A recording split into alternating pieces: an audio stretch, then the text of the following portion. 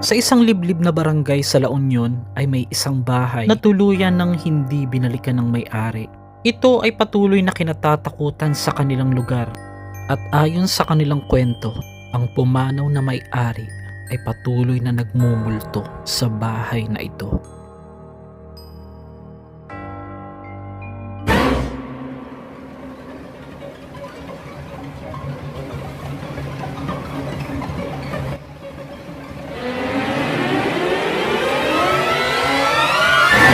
Gusto niyang sumama. Kaya pala natutulala na. Uy, okay ka lang? Hindi ka nagsasalita. O parang walang ulo na naglalakad. Ayan o. Ayan o. Diretso ano? Pero ang mas nakakapangilabot pa, tila may nakatayong nakaputi sa likod ng kubong ito kung saan kami nakaupo.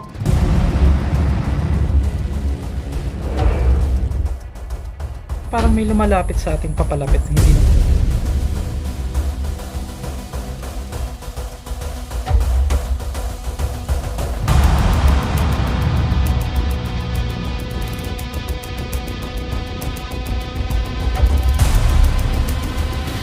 Paiba-iba yung pakiramdam eh, bawat lugar.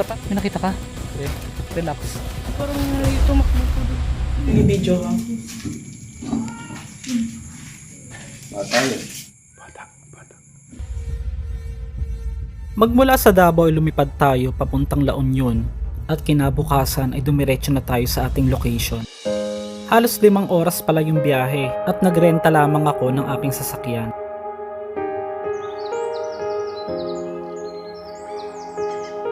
Pero bago tayo makarating sa eksaktong location, nagpalipad ako ng drone at napamangha talaga ako sa kinalalagyan ng lugar. Tahimik at payapa, parang walang masyadong dumadaang mga sasakyan.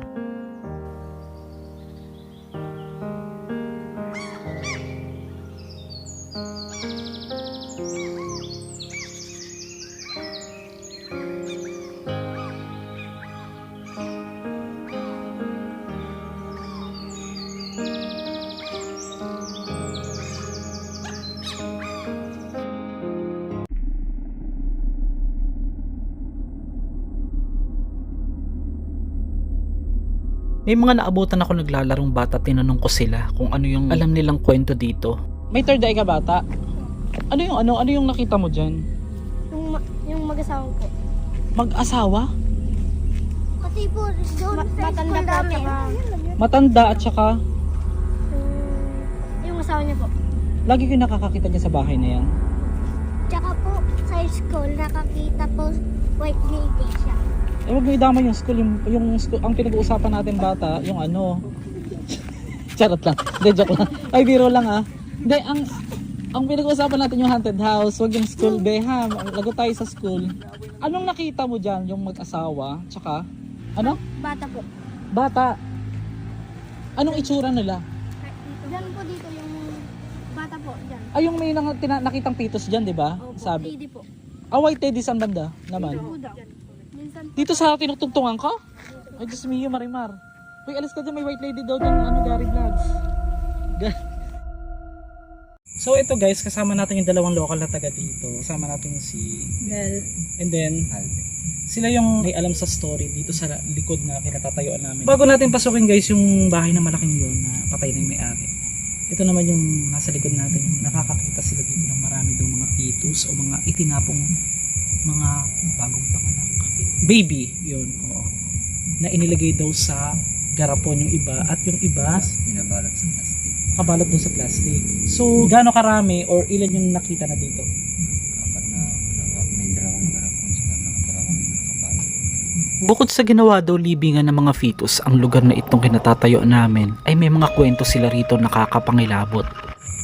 Ikaw, ano yung naranasan niyo, yung kinikwento mo kanina na puno ng mangga? Ano nakikita dyan? Parang ano po yan, parang may bumabato po, ganun, parang may umiiyak, ganun. Pag dumaraan ka, maririnig mo. Pag mag-isa ka lang, ganun. Kung may nagpaparamdam pa rin. Oo. Pero dito, kung tatanong niyo ako sa paligid naman, clear naman. Wala akong masyadong nafe-feel. Kasi nga, hindi naman nila dito ginawa eh. Hindi naman dito binunot yung ano. Kumbaga dito nang itinapon. Ginawang tapunan. Kasi ito guys, mapapansin niyo dyan sa paligid na puro bukid na medyo masukal na. So, located ito sa isang barangay po sa Agoo. Hindi ko na lang po i-mention guys kung saan. At pasok na tayo dun sa mansion. At teka lang, tanongin ko lang kayo. Ano yung experience nyo doon? Di ba sabi mo, madalis mong kasama doon yung ex-girlfriend mo doon sa mansion? Ito yung pumupunta kayo. Ano yung hindi mo makakalimutan doon? Parang naranasan dyan sa bahay na yan. May mawag sa akin yung girlfriend ko. Parang may... Nabunutan. Huwag mo naman sa bunot. Parang may ginaganon. Ah, sorry. So, Nagkaroon ng iras. May big na marami sa amin na ano. Parang may kapre sa malaking mintin. ikaw naman, ano naman yung experience mo dun sa bahay na yun o naririnig na kwento? Sabi-sabi nila, meron daw mga gumagambala dyan sa bahay ni Kuya na parang may nagdadabog sa mga kwarto, ganun. Bakit daw inabandona yung bahay? O gaano na siya katagal? 15, ganun. 15 years. 15? Bakit daw inabandona? Namatay po yung matanda. Matagal nyo nang nakikita yung bahay na yan. Opo. Madalas din po namin pagtambayan pag pag lunch, ganun. Anong nararamdaman nyo naman pag dumadaan kayo sa bahay na yan pag ganitong oras? Pag ganitong oras, pag nagmamotor po kami, palagi na lang kami bumubusina. Baka kasi may mga Kahit hapon ba may buwan dito. Kahit hapon may bumabato dyan sa bahay. Bukod pa yung bumabato dito. Iba pa dito. So, yun ang iimbestigahan natin kung connected ba yung nangyayari. Kasi baka mamaya, dun ginawa sa abandonadong bahay yung pitos, dito na tinapon yung iba naman. Hindi tayo magkakausap. Pero kung may maramdaman, ang papasukin namin, pwedeng exploration. Dahil excited ito, dahil nasa labas pa lang makikita mo may chandelier pa nga, may mga gamit pa yung iba. Pwede mo bang maano sa akin doon mamaya, yung pinaka-room na pinaka-mabigat para sa'yo? Ilang kwarto? Tatlo sa taas. Harap nga lang mismo ng bahay yung sinasabing pinagtatapunan. Dito ko na tinanong yung aking kasama na may third eye na si Jeff kung ano yung nararamdaman niya rito. Anong napipil mo ngayon dito, Jeff? Kasi inuunahan ko na kayo guys ha. Dito ang sabi, mas malakas pa daw dun sa bahay na pula na na-experience namin ng Friday the 13th. Tingin mo. Sanak dito. Tiyanak. Hindi ba sabi yung tiyanak nangangain ng tao? Oo. Kagi, alam mo natatakot na ako. Alam mo kung bakit nagtitindig ang balahibo ko? Kasi yung pusa na humuhuni na yun, kakaiba yung pagkahuni ng pusa eh. Pwede bang siyang lumipat yung mga tiyanak dyan sa aban? Malawak yung sakit dito. Base dun sa narinig mo lang paano nabubuo yung mga tiyanak?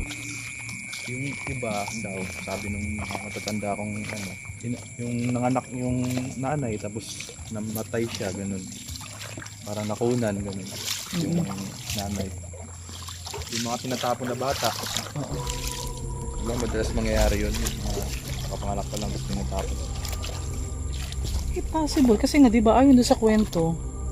Kasi guys, bago pa tanongin si Jeff, hindi niya alam din 'di ba? Hindi mo din alam, pares tayo na na may nakikita doon. Yun na nga. Parang connected na rin siya, no? Parang naging connected bigla. Parang nakakabingi na. Nagbablanko yung pandinig ko. Tara, biglang nakakabingi yung Nakabingi yung katahimikan. katahimikan. Bakit may Bakit yung stay niya simbahan?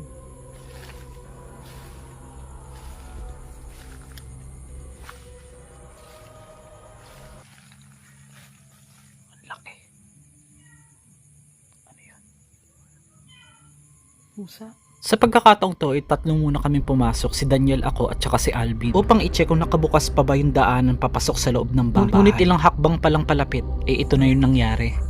Unang bintana pa lang yung pagsilip namin na meron kami agad narinig na parang lumalapit pero wala kaming nakikita. Ano yan? Ano yan? Ano yan? Oh? May lumakad. May lumakad? Sobrang bigat ng pakiramdam dito. Mapapansin nyo, ito yung sinasabing parang pinakabalon. Pero parang mababaw naman Lalim yan. Malalim yan pag ganyan. Oo. Basag-basag na rin ang ilang parte ng mga bintana. Saan yung daan? Si Pero ito pa lang pala ang simula dahil mas nakakagulat pa yung mga nangyari. Abandon. Oh my gosh. Ano yan? Bakit parang may lalapit sa atin? Hindi po kami nandito para manggulo. Teka lang. Kaya mo yan. Kaya. Relax. Hindi yan palaka kasi ang palaka talon. Iyon parang lalakad pasubod sa atin. Kaya? Inhale. Exhale. May humingiyo pero walang pusa sa loob. Tingnan natin uli. Muning? Oh, wala. Muning?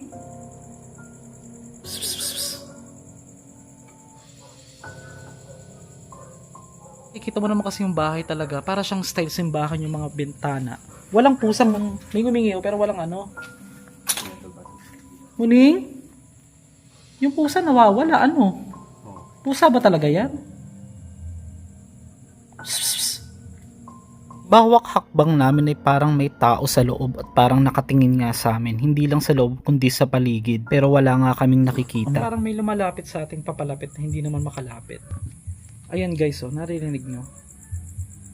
Hindi yan palaka eh. Hindi yan palaka, di ba? No? Oo. First time mo yan? First time ba? Oh, ayun. Tara. Huwag ka mapangunahan ng takot. So, kwento. Patuloy yung kwento. Ngayon, Sa hindi inaasahan ay may nagsimula ng ngayon,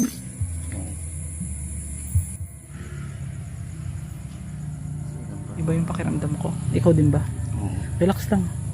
Para mas malinawan sa kakaibang pakiramdam ay isinama na natin si Jeff bilang siyang magiging silbing mata sa mga bagay na hindi natin nakikita dito. Naka-record kami agad, Jeff? Hindi yan pusa. Ano? Hindi yan pusa. Ano yan sa tingin mo, Jeff? Hindi pa natin masigurado eh, pero confirm ko muna pag nandun na tayo. Siya yung dati natin kasama na taga-suporta din natin, taga-tagig. So, kasama niya si Daniel, yung humahawak ng camera ngayon. Isa sa binubuo kong team dito po sa Luzon. Siya yung may konting kakayahan na ipinamana sa kanya ng kanyang lolo, yung regarding sa parang nakakakita siya, nakakasense, at yung magwa-warning din sa atin. Kung sakali may makita siyang hindi ka nais-nais, inuunahan ko na kayo guys ha. Dito ang sabi, mas malakas pa daw dun sa bahay na pula na na-experience namin ng Friday the 13th. Baka may mas maano tayo, pero ang tiwala lang naman natin na isa lang naman ang makapangyarihan sa lahat, ang Diyos, walang iba. Tika Kap, wait lang. Hindi siya nagpapaano eh. Parang wala siyang pagkakalan. Tingnan mo. Ayaw na magbukas ng camera. Jeff. Ako na magbubukas. Igano mo lang dahan-dahan. Ipihit mo. Nagkakaano na yung camera. Isa sa madalas o normal na rin nangyayari para sa akin yung nagmamanipulate yung mga camera. At minsan kahit fully charged ito ay nalolobat nga ang mga ito kasama ng mga ilaw na ginagamit namin sa vlog. Hindi ba magagalit ang iyong mother na kasama ka namin? Hindi. Ito po, pasensya na po sa mga magulang po nitong si Joanna. Bell. Itong si Belle. Siya naman ang kusang sumama, tama? I-confirm mo lang sa video, baka sabihin eh. Hi guys, nagsarili po akong pumunta sa kanila na sumama. May social media ka daw. Yes, of Ano? course. I'm Bella Lopez. Ang taray naman, parang kilala kita ha. Sorry. Hindi, random lang, napagtanungan lang namin sila kanina. Hindi naman nila ako familiar daw. May mga vlog ba kayong napanood sa akin before? I think yung sa GC Kasaho po. Yung Oh. yung naka-MJS talaga. Ikaw, anong personal experience nyo dito dati nung pumupunta kayo dito? Nung first na punta ko dito, parang May asin ka? Wala. Walang yan. Kailangan natin ng asin. Hindi, wala. Wala pa. Anong meron dyan? So makikita nyo guys, parang basag-basag na yung mga bintana. So ang total na kasama ko, bilangin ha, bilang check. 1, 2, 3, 4, 5, 5 kami. Para akong nahihiwagaan sa bahay na ito. So dito para siyang style simbahan. Pasukin natin. Gusto ko makita. So mag-iikot tayo bawat kwarto, Jeff ha. Pakinggang mabuti ang dalawang magkasunod na boses na nai-record natin parang galing sa bintanang ito. Mag-iikot tayo bawat kwarto, Jeff ha.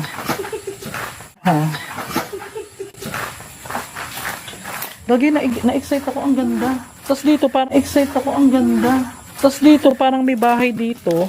Guys, mapapansin nyo, mayroong bahay na pula din. Tapos ano yan? Parang ano daw yan? CR po ata. O maging presence of mind lang kayo ha. Kung ano yung nangyayari ngayon, yun lang ang tutukan ng inyong isip. Huwag kayong mag-isip na kung saan-saan. Huwag kayong pumunta na kung saan-saan na.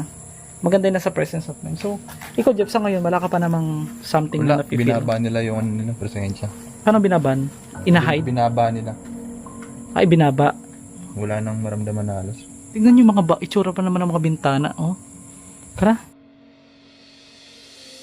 Ganda ng bahay. Sa pangalan po ni Jesus. Ito. So, yung grupo namin, may nakalagay na welcome home residence of Mr. Valentin E. Milan and Mrs. Leonarda Milan. Barangay Agoo, La Union, 2504 Philippines. Tapos may malaking gate o pintuan dito na paano tayo makakapasok? Tao po. Bakit? Napakaganda ng ano. Pakita mo. Solid yung pinto. May daan kayong pinapasukan dito, guys. God bless our home. May makikita kayo dyan na parang gawa sa Nara. Jeff, bakit ganun? Ba't bigla nilang binaba yung presensya nila sa tingin mo? Ayaw ata nila magpabulgar eh. Paano magpabulgar? Hindi kita maintindihan. Para di natin sila makita. Nag-hide sila. O dahil balance yung ano natin dahil may kasama tayong babae. Kasi first time ko nagsama sa vlog ng babae uli in a years na ngayon, kayo, tanungin ko kayong dalawa ngayon, wala kayong nafe-feel? Kayong dalawa? Kanina po yan, nung nasa labas ako. Hmm. Nung bigla po akong pumunta sa kanya. Nung nasa labas po tayo, nung pa-start pa lang po, nung nakatayo po tayo doon. Nung bigla po akong lumapit sa kanya. Na parang may gumanon po sa akin. Ay, parang hinawakan ka din. Kagaya nung na-experience mo kanina. Ako sa likod naman, hindi naman may init yung katawang pakiramdam. Normal yan. Hindi. Kasi ganun din naman. Ngayon, Same tayo. ano nga? Pero sige, okay lang yun. Paano tayo makapasok dyan? Parang mag-re-reboot tayo. Ano yun? Ang ganda ng bahay, makikita nyo guys. Eh. At sa hindi inaasahan nga, Oh my gosh. titigang mabuti ang nakaputing ito na hindi natin sigurado kung ito'y nasa labas ba, naglalakad o nasa loob mismo ng bakuran.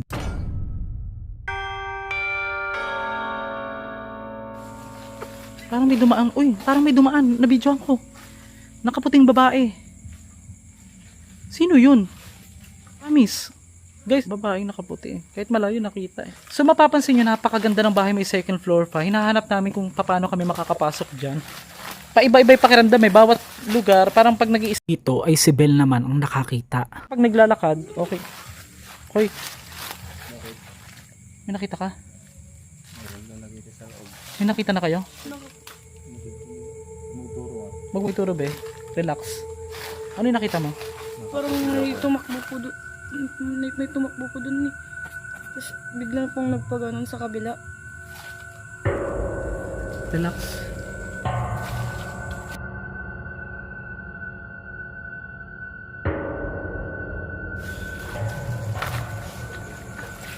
Para kung masuso ka na ewan.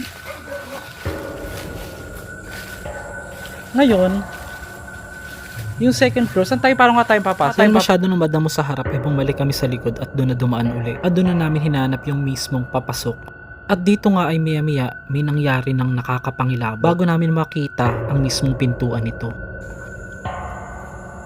Ang ganda pa oh. Saan nga tayo dadaan? Paano?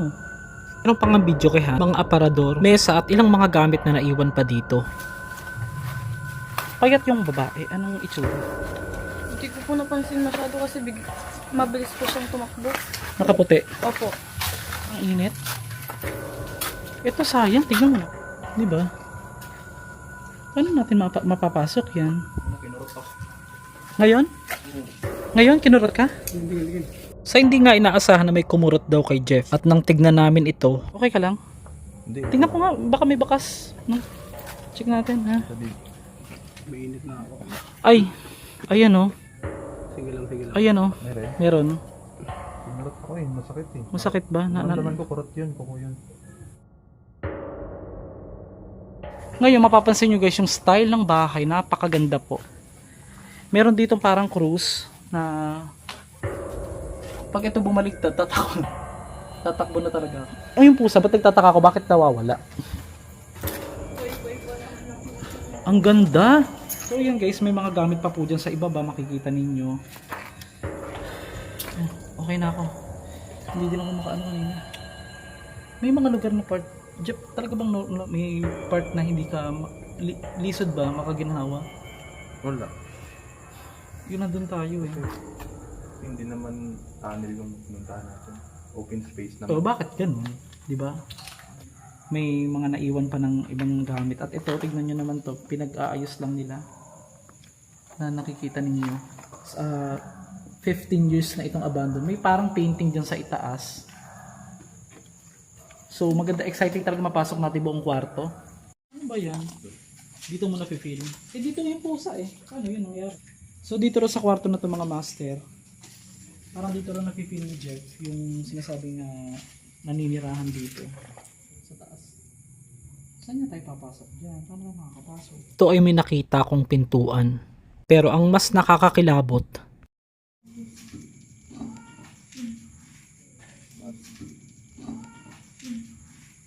Bata yun. parang iyak ng isang sanggol o bata.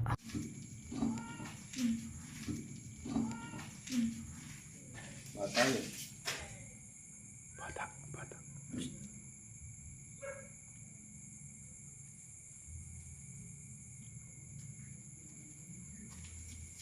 Iyak ng bata, na-record yan. Relax lang.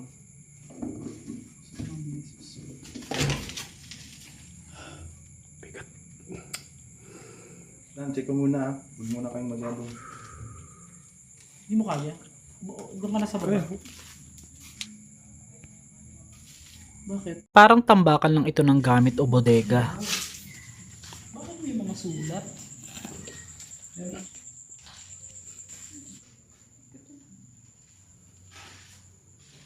Ano ito? Meron pa nito oh, guys.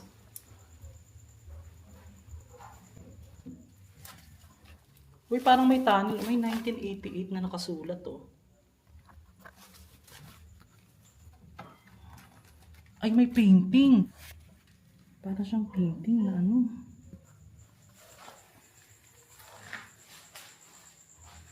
Para siyang secret door.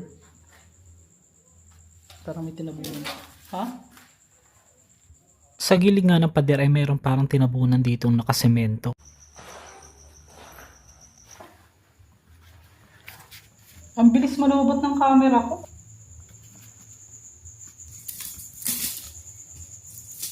Oh my gosh. Nakalak eh. Para siyang lagayan ng gasolina, mga master, no? Maaari kayong mag-comment mga master ng nararamdaman o kung ano pa ba nang mapapansin nyo sa mga video natin. Kapag nasa labas, ang lakas. Anong ibig sabihin ng pag ganun? Dito sila eh. Nasa labas sila, wala sila sa bahay talaga eh. May nag-whistle. Bukod sa na-recording whistle, ay may parang boses ng babae na naman na na-record. Whistle ba? Doon ang binakayo. Doon ang binakayo. Doon ang binakayo kong part eh. Nandun sa may terrace. Yung bigat talaga. First time ko nakaano ng ganun. Iba eh. Parang dinadaganan ka. Kahit although open ang area eh. Bakit ganun kabigat? Doon ako nagtataka. Parang dito ba kayo umaano? Tumatambay ganun? Ay hindi kayo sa loob mismo. Ano pa yung nakita mo kanina? Bukod sa parang may babae sa loob. Kauupo lang namin dito ay parang may nakikita si Beth at siya ay naging tulala at hindi na nagsasalita. Kaya nabahala din kami. Yung bukod doon sa babae na parang nakita mo kanina. Uy, okay ka lang? Hindi ka nagsasalita.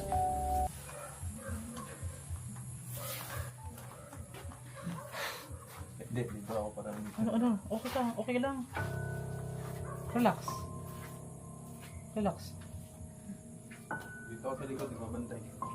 Oo, walang magagalaw sa atin, ha? Magtiwala sa Diyos, okay? Magtiwala sa Diyos. Hindi ka na nagsasalita. Ha? Anong nakita mo? Sabihin mo lang. Para mailabas mo. Dito ako. Jeff, hindi na siya nagsasalita. Ano sinisilip mo? Hoy, okay ka lang? Ha? Relax. Okay, pagka may naramdaman kang kakaiba, wag mo nang i-welcome, ha? I-reject mo, ha? Dito nga lang. Parang doon ka. Kalmahin mo nga, Jeff. Palakasin mo nga. Kalmahin mo. Video ka. Huwag ka mag-stop. Hindi na siya nagsasalita eh. Hindi, wala. Wala. Nasya ka lang. Uy! Ano? Okay ka lang? Okay ka lang. Okay na. Yun na. Wala na. Okay na. Gusto mo tumabig ka? Parang kailangan yata bigyan mo yung Facebook mo, Daniel. Para tumigil to. Charis. So, yan. Ito na. Ano yung sa tingin mo na first time mo makasama si Master Gala, paano mo siya madi-describe? Yung experience mo ngayon na kumpara ng araw kayo palagi nagpupunta rito. First time ko pumasok dito ng gabi, sobrang bigat po. Sige, pwede ka mag-Ilocano and then translate na lang. Para mas ma-express nyo ng maayos. Sige. Talang nasarap po tirabi eh. nagdagsan iti bagbagi. Tapos sila ngay no paglit kong palang iti tiriskat kasi sila dati sinuad. For the first time di napanak ito yung nga banda kat sila dati yung megamen tilikod ko tapos di nagpalikod tayo adaling mabas ng bahay. Tapos dirat tayo dati nagkukto ni. Bago siyang pumasok dito, may naramdaman siyang mawak sa dibdib niya. Ang dibdib nila. Ay sa Sa likod, huwag naman dibdib. sa likod. Unahin mo na yung likod, ibang part, bago yung dibdib. O tapos char. O tapos. Tapos mabigat relax na daw ka yung here. pakiramdam niya. And then, Parang may tumakbo ng parang matanda. Mabilis tumakbo. kanina. Oo, kanina. Yung nasa... Baka nag-e-escale lang yung matanda. Kaya may power siya. May nagbang multivitamins, charot. Tuyak kat sila dati din nagkaway kanya. Baka mo nung nga dyan. May Diyos, naintindihan ko yun. Parang siya yung galing doon, nagpunta dyan, lumipat. Tama? Nag-high. Parang, yun nga, nag-high. Mm. Yung tumakbo doon, Parang sumilip lang, tas nagitas na wala na. Kaya na-shocks ako dun. pero yung tumakbo doon, possible na siya ba yung nandito? Hindi ko lang po alam. Hindi ko sure. Pero yung kumaway, paano pagkakakaway niya? Parang kumaway lang saglit, tas biglang nawala na. Pero hindi ka talaga nakakakita. First time mo. Hindi po. Kaya pala tulala siya, guys. O hindi po ito scripted, ha. Alam niyo na, yung mga sinasama ko, kaya gaya na may hawak ngayon, si Daniel. Nung nagpunta, first time niya din, nagpunta kami ng Aranja noon that time, hindi naman niya na-experience sa pagkaraniwang buhay niya. Ngayon, first time mo din ganun. Kaya pala siya na-shock. So, anong mapapayo, maaano mo ngayon na, total, ikaw naka-experience, mapapayo mo sa mga gusto sumama sa ganito, na gusto din ma-experience or base sa karanasan mo? Kung manbalbalakan nyo iti sumurot ti kasi nga vlog kat, kailangan meron yung strong ka dapat, matatag, ganun. Kailangan hawak mo yung faith ni God. Nice, oo yun. Si ate na ano na siya. Ano pinapakita? Yo, sige lang. Walang tatakbo. Nagulat talaga ako sa sinabi ni Jeff bago kami lumabas. Gusto niyang mahina pala yun. Gusto niyang sumama? Kaya pala natutulala na. Tila daw, gusto daw sumama nang nakita niyang matanda at sumabay sa amin palabas. Kapit na hanggang dulo ng video dahil matapos ang 2 buwan ay bumalik ako dito ng araw at muling nag-explore. At ito ang mga nakakapangilabot kong nakuha sa aking camera. Ang problema lang, inaalam pa namin kung makakapasok kami kasi Habang kumukuha ko ng cinematic shots ay napansin ko ito. Biglaan lang ito at nagulat ako sa aking nakita. hala, Magmula sa punong ito ay may tumatakbong mabilis na para bang nakaputi na sumasabay sa hangin sa sobrang bilis nito.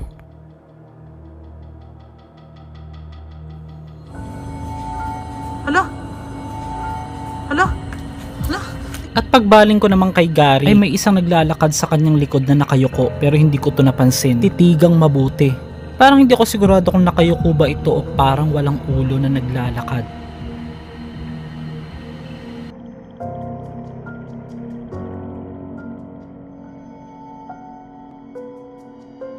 At unti-unti na lang itong nawala. Uy, Gary, tara na. Nakita mo? May tumakbo. Babae. Gagi. Naka-white. Ang bilis dire-diretso, ano? Pero ang mas nakakapangilabot pa, tila may nakatayong nakaputi sa likod ng kubong ito kung saan kami nakaupo at natulala nga nun si Belle. Titigang mabuti. Siya din ba yung nahagip natin ng camera kanina sa likod ni Gary? Pero nung nandito ako, hindi ko talaga to napansin. Maraming salamat guys. Please like and share, subscribe kung na-enjoy mo ang mga video. Sa napakarami naming karanasang kakaiba sa bahay na ito, para sa akin, ang lahat ng ito ay mananatiling misteryo at mahirap hanapan ng paliwanag kung sino at ano nga ba ang tunay na gumagambala sa bahay na ito.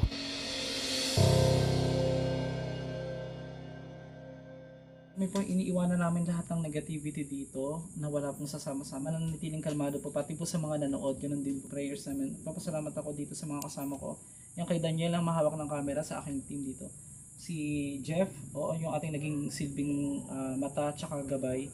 At syempre, ito ding mga nakasama kong local dito. Tunay ngang walang permanente sa mundong ito. Lahat nga raw ng mga bagay na nakikita ay lumilipas. Ang lahat ay nawawala. Pero siguradong may masayang naiwang alaala rito sa kabila ng misteryo.